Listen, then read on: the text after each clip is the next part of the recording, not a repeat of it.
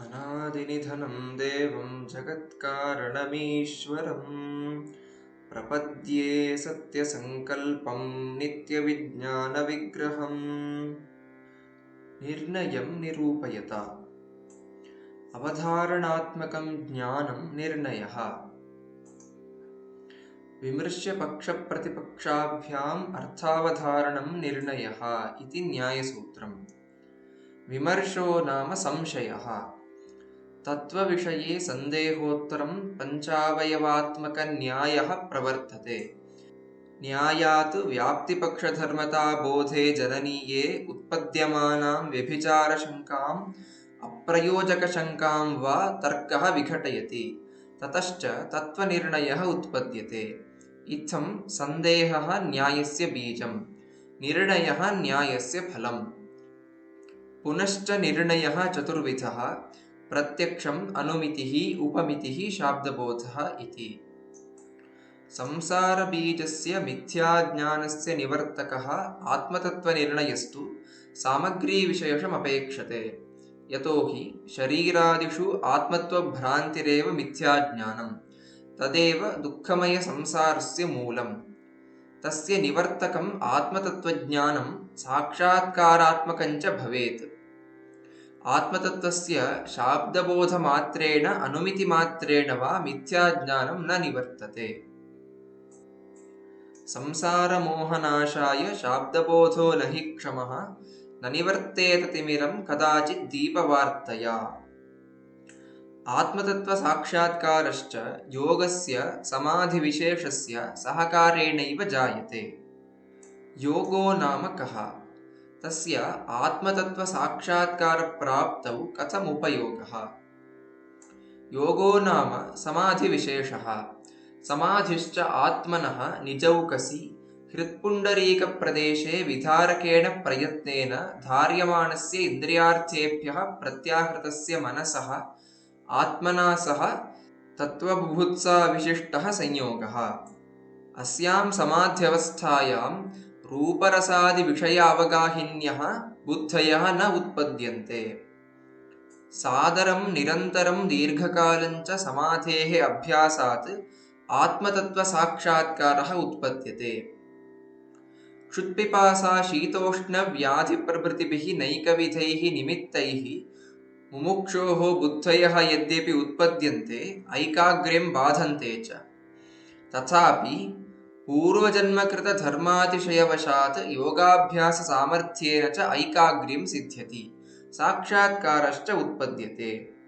इत्थम् आत्मतत्त्वसाक्षात्कारजननाय योगः आवश्यकः। अत एव उक्तं सूत्रकारेण अरण्यगुहापुलिनादिषु योगाभ्यासोपदेशः इति। आत्मतत्त्वसाक्षात्कारप्राप्तये साधनानि कानि? आत्मतत्त्वसाक्षात्कारप्राप्तये प्रधानं साधनं योगः, समाधिविशेषः। एवम् अन्यानि साधनानि अनुष्ठेयानि भवन्ति। यमनियमाभ्याम् आत्मसंस्कारः, अध्यात्मविधिः, ज्ञानग्रहणाभ्यासः, समशीलैः संवादः। तदुक्तं सूत्रकारेण तदर्थं यमनियमाभ्याम् आत्मसंस्कारो योगाच्च अध्यात्मविद्युपायैः ज्ञानग्रहणाभ्यासः तद्विद्यैश्च सह संवादः इति। यमः कतिविधः प्रतिपादयता। अहिंसा, सत्यम्, अस्तेयं, ब्रह्मचर्यम्, अपरिग्रहः इति पञ्च यमाः।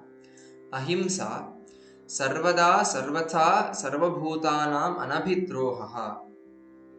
सत्यं नाम यथादृष्टं यथानुमितं यथाश्रुतं तथा वाक् मनश्च इति। अस्तेयं नाम अशास्त्रपूर्वकं परतः द्रव्यस्वीकारस्य प्रतिषेधः। ब्रह्मचर्यं नाम गुप्तेन्द्रियस्य उपस्थस्य संयमः। अपरिग्रहो नाम विषयाणां रूपरसादीनाम् आर्जनरक्षणक्षयसङ्गहिंसादोषदर्शनात् अस्वीकरणम्। भोगाभ्यासम् अनुविवर्धन्ते रागाः कौशलानि च इन्द्रियाणाम् इति सङ्गदोषः उक्तः। नानुपहत्य भूतानि उपभोगः सम्भवति इति हिंसालक्षणदोषः उक्तः। नियमः कतिविधः उपवर्णयत। शौचं, सन्तोषः, तपः, स्वाध्यायः, ईश्वरप्रणिधानम् इति 5 नियमाः। शौचं द्विविधं, बाह्यम् आभ्यन्तरं च। मृज्जलादिजनितं पवित्र अभ्यवहरणादिजनितं च बाह्यं शौचं। चित्तमलानाम् ईर्ष्याद्रोहासूयाद्वेषादीनां मैत्रीकरुणामुदितोपेक्षादिना प्रक्षालनम् आभ्यन्तरशौचं। तदुक्तं मैत्रीकरुणामुदितोपेक्षाणां सुखदुःखपुण्यापुण्यविषयाणां भावनातश्चित्तप्रसादनम् इति।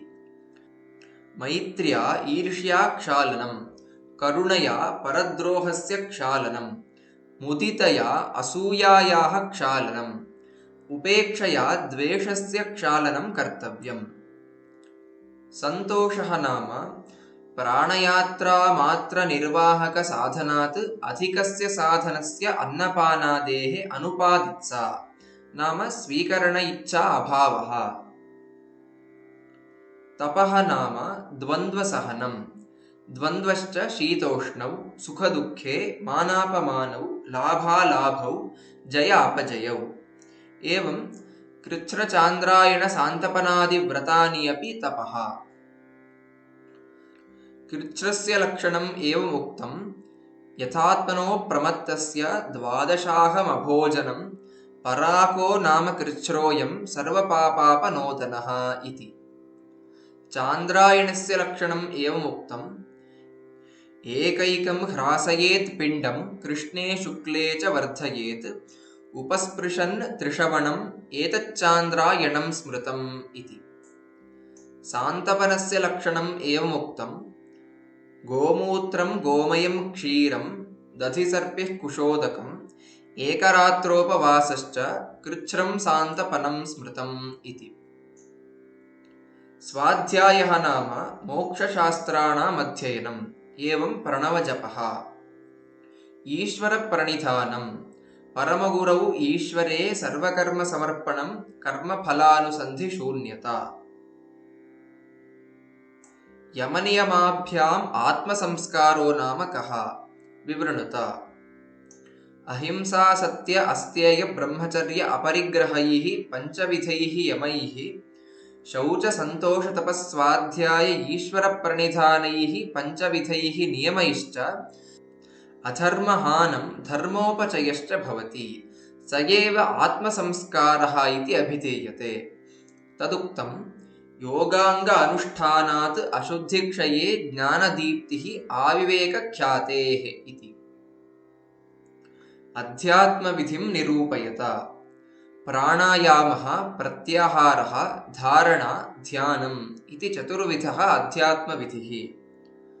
प्राणायामः श्वासप्रश्वासयोः गतिविच्छेदः। एतच्च प्राणायामसामान्यस्य लक्षणम्।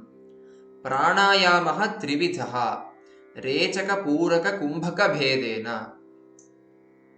तत्र रेचकस्य लक्षणमुक्तं निष्क्राम्यनासा विवरादशेषं प्राणं बहिः शून्यमिवानिलेन निरुध्य सन्तिष्ठतिरुद्धवायुः सरेचको नाम महानिरोधः इति।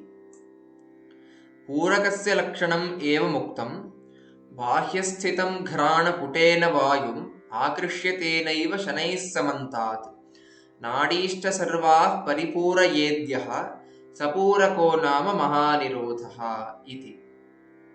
कुम्भकलक्षणम् एवमुक्तं नरेचको नैव च पूरकोऽत्र नासापुटे संस्थितमेव वायुं सुनिश्चलं धारयति क्रमेण कुम्भाख्यमेतत् प्रवदन्ति तज्ञाः इति। प्रत्याहारः बहिरिन्द्रियाणां स्वस्वविषयविमुखतया अवस्थापनं प्रत्याहारः इत्युच्यते। धारणा नाभिचक्रे मूर्ध्नि ज्योतिषि नासिकाग्रे जिह्वाग्रे एवमादिषु देशेषु चित्तस्य विषयान्तरविमुखतया अवस्थापनं च धारणा इत्युच्यते। ध्यानं धारणायत्ते देशे ध्येयालम्बनस्य प्रत्ययस्य तैलधारावत् एकतानप्रवाहः ध्यानमित्युच्यते। एकतानप्रवाहो नाम प्रत्ययान्तरेण अपरामृष्टा धारा। अध्यात्मविधेः फलं श्रूयते। प्राणायामैर्दहेद्दोषान् धारणाभिश्च किल्बिषम् प्रत्याहारेण संसर्गान् ध्यानेनानीश्वरान् गुणान् इति। ज्ञानग्रहणाभ्यासो नाम कः? ज्ञायते अनेनेति व्युत्पत्त्या ज्ञानकरणम् आत्मविद्याशास्त्रम् इत्यर्थः। तस्य ग्रहणम् अध्ययनं धारणं च अभ्यासः चिन्तनं सततक्रिया च। इत्थं च आत्मविद्यापराणां मोक्षशास्त्राणाम् अध्ययनं धारणं तदर्थ अनुचिन्तनं सततक्रिया च ज्ञानग्रहणाभ्यासः इत्युच्यते। समशीलैः संवादम् उपवर्णयत। समशीलाः गुरुः शिष्यः सब्रह्मचारी मुमुक्षुश्च। तैः सह समायवादः संवादः इत्युच्यते। प्रमाणात् तर्कस्य अध्यवसायः भवति, तस्य अभ्यनुज्ञानं तर्कात् भवति। तत्र प्रज्ञापरिपाकस्तु संवादात् भवति। प्रज्ञापरिपाकश्च स्वानुभवदार्ढ्यम्। संवादप्रकारश्च सूत्रकारेण प्रोक्तः तं शिष्यगुरुसब्रह्मचारिविशिष्टश्रेयोर्थिभिः अनसूयुभिः अभ्युपेयात् इति। सब्रह्मचारी नाम सहाध्यायी, विशिष्टश्रेयोर्थी नाम मोक्षलक्षणे श्रेयसि श्रद्धावान्। कथा नाम का? तस्याः त्रैविध्यमुपवर्णयत। कथा नाम नानावक्तृकः पूर्वोत्तरपक्षप्रतिपादकवाक्यसन्दर्भः। सा त्रिविधा। वादः जल्पः वितण्डा इति। तत्र वादः नाम प्रमाणतर्कपूर्वकः तत्त्वनिर्णयफलकः कथाविशेषः। सोऽयं वादः गुरुशिष्यसब्रह्मचारिविशिष्टश्रेयोर्थिभिः सह कर्तव्यः।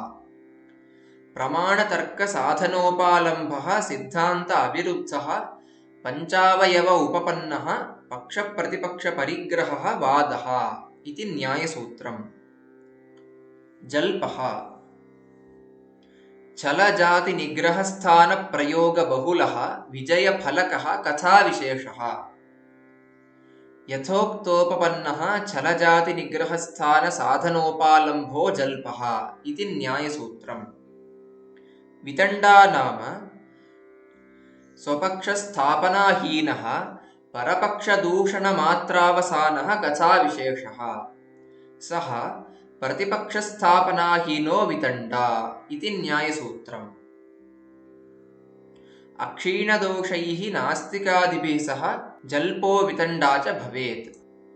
न्यायमञ्जरीकारोक्तः पक्षप्रतिपक्षशब्दार्थः कः? एकाधिकरणौ धर्मौ तुल्यकालौ विरोधिनौ पृथक्परिग्रहौ पक्षप्रतिपक्षा उदाहृतौ इति। जल्पवितण्डयोः उपयोगमुपदर्शयत। उत्पन्नतत्त्वज्ञानस्य संरक्षणार्थं जल्पः वितण्डा च उपयुज्यते। बीजप्ररोहसंरक्षणार्थं कण्टकमयशाखावरणवत्। तदुक्तं सूत्रकारेण तत्त्वाध्यवसायसंरक्षणार्थं जल्पवितण्डे, बीजप्ररोहसंरक्षणार्थं कण्टकशाखावरणवत् इति। तत्त्वज्ञः स्वयं जातिनिग्रहस्थानानि न प्रयुञ्जीत। यदा तु तत्त्वज्ञः कथायां नास्तिकेन अभिनिविष्टबुद्धिना वा प्रतिवादिना छलादिबलेन अवज्ञायते नाम तिरस्क्रियते, तदा तु तत्त्वज्ञः स्वयमपि छलादिकमवलम्ब्य जल्पकथया वितण्डया वा प्रतिवादिनं नास्तिकं पराभावयेत्। इत्थं तत्त्वज्ञानपालनार्थं जल्पवितण्डा समाश्रयणम् अवश्यं कर्तव्यं, न तु लाभपूजाख्यात्यर्थम्। नास्तिकादिना सह कथायामपि तत्त्वज्ञस्य तूष्णीं भावे सति अज्ञानिनो लोकाः अयं पराजितः इति मत्वा नास्तिकेन उक्तमेव सिद्धान्तत्वेन श्रद्धया मनसि निधाय वञ्चिताः भवेयुः। शिष्याणाञ्च तत्त्वज्ञान आस्था शैथिल्यं प्राप्नुयात्। हेत्वाभासो नाम कः? कतिविधः? हेतुलक्षणरहितः हेतुवत् आभासमानः हेत्वाभासः इत्युच्यते। सः पञ्चविधः: सव्यभिचारः, विरुद्धः, प्रकरणसमः, साध्यसमः, कालातीतः इति। हेतोः यानि पञ्चलक्षणानि पक्षसत्वं, सपक्षसत्वं, विपक्ष असत्वं, अबाधितत्वम्, असत्प्रतिपक्षितत्वम् इति तेषु एकैकस्य अभावे क्रमेण पञ्चहेत्वाभासाः भवन्ति। हेतोः केनापि रूपेण रहिताः कैश्चिदन्विताः हेत्वाभासाः पञ्चधाते गौतमेन प्रकीर्तिताः। सव्यभिचारस्य नामान्तरम् अनैकान्तिकः इति, प्रकरणसमस्य नामान्तरं सत्प्रतिपक्ष इति, साध्यसमस्य नामान्तरम् असिद्ध इति, कालातीतस्य नामान्तरं बाधितः इति। पक्षधर्मताशून्यः हेतुः असिद्धः। यथा गगनं द्रव्यं नीलरूपात् इति। गगने नीलरूपं न सिद्धम्, अतः नीलरूपं पक्षधर्मता शून्यम्।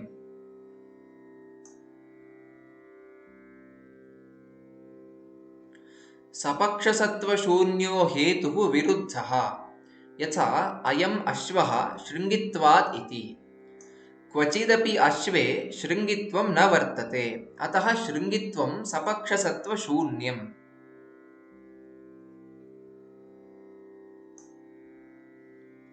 विपक्ष असत्वशून्यः हेतुः सव्यभिचारः।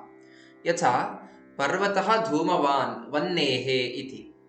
वह्निः धूमरहिते तप्त अयः पिण्डे वर्तते, अतः वह्नौ विपक्ष असत्वं नास्ति।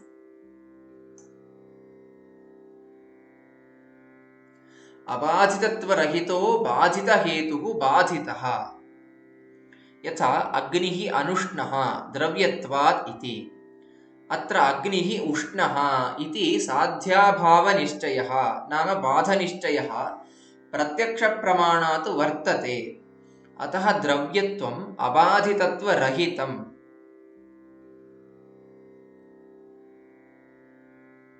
एवं नरशिरः कपालं शुचि प्राण्यङ्गत्वात् इत्यपि बाधितस्य उदाहरणम्।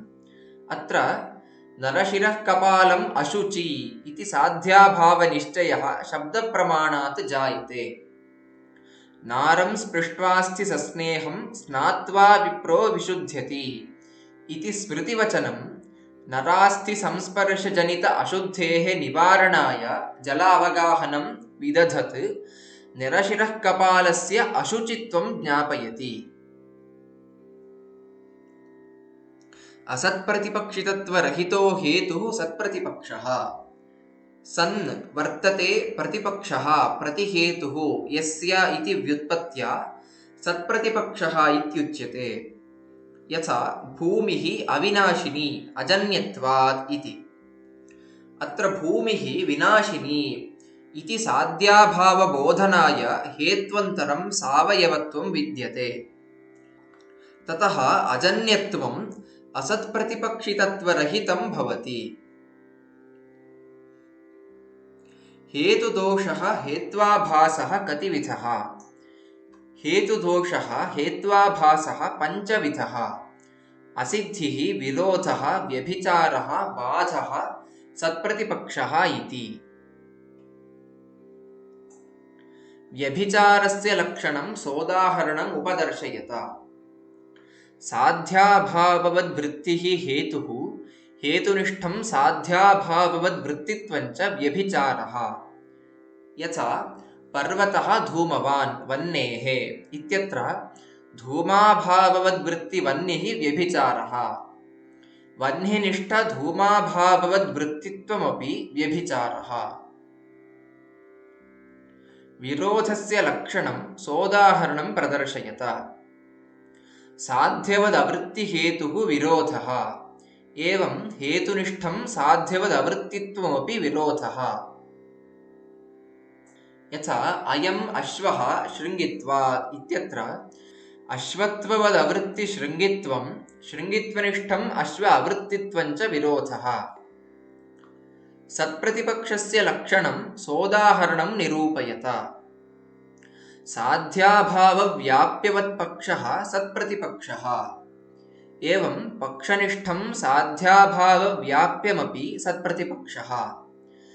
यथा भूमिः अविनाशिनी अजन्यत्वात् इत्यत्र विनाशित्वव्याप्यसावयवत्ववती भूमिः। भूमिनिष्ठं विनाशित्वव्याप्यसावयवत्वमपि सत्प्रतिपक्षः। स्वरूपासिद्धेः लक्षणम् उदाहरणञ्च दर्शयत। हेत्वभाववत्पक्षः स्वरूपासिद्धिः। पक्षनिष्ठः हेत्वभावोऽपि स्वरूपासिद्धिः।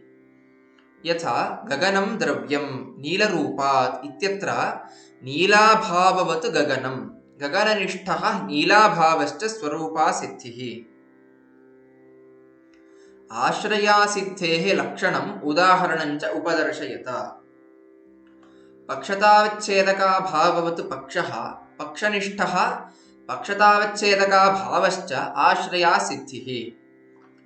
यथा गगनकुसुमं सुगन्धि कुसुमत्वात् इत्यत्र गगनीयत्वाभाववत् कुसुमं कुसुमनिष्ठगगनीयत्वाभावश्च आश्रयासिद्धिः।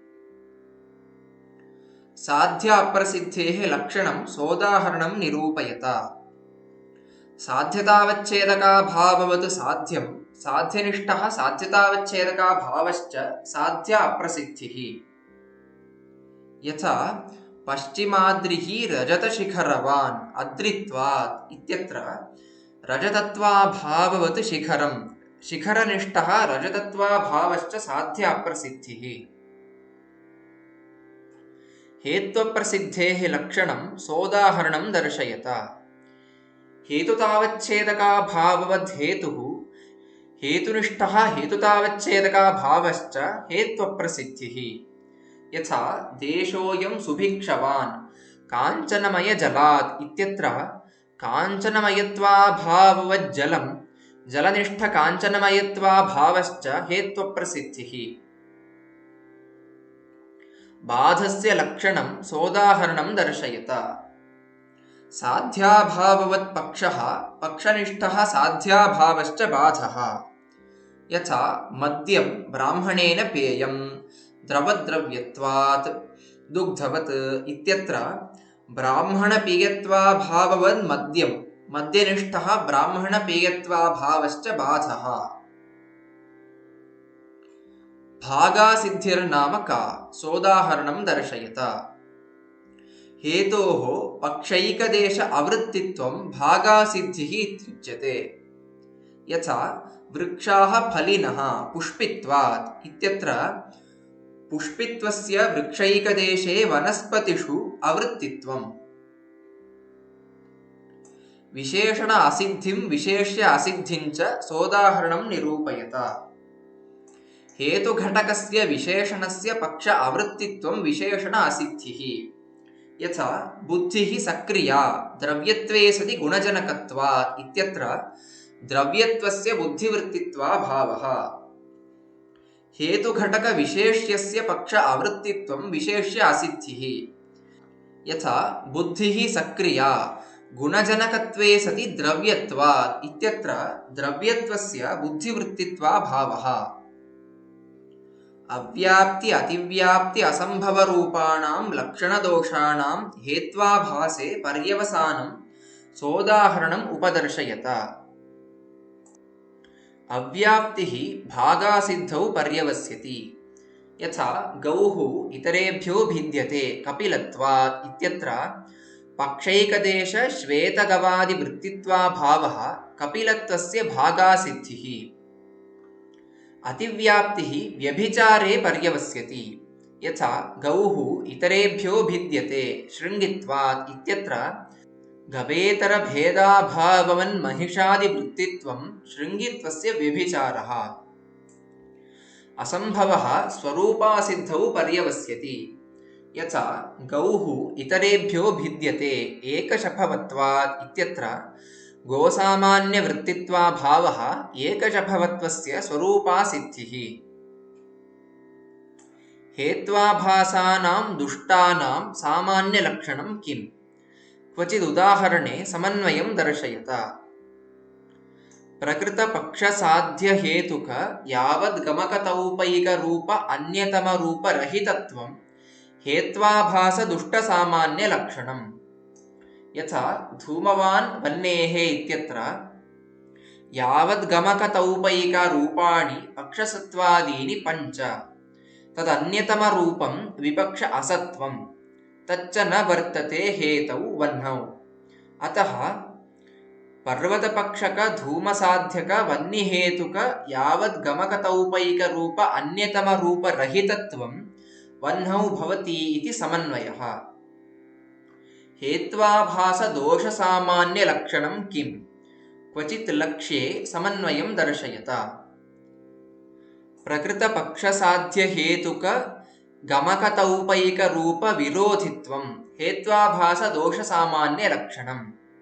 यथा गगनं द्रव्यं नीलरूपात् इत्यत्र हेतोः यत् गमकतौपैकं रूपं पक्षसत्वं गगनवृत्तित्वं तद्विरोधित्वं गगनवृत्तित्वाभाववन्नीलरूपे असिद्धौ अस्ति इति समन्वयः।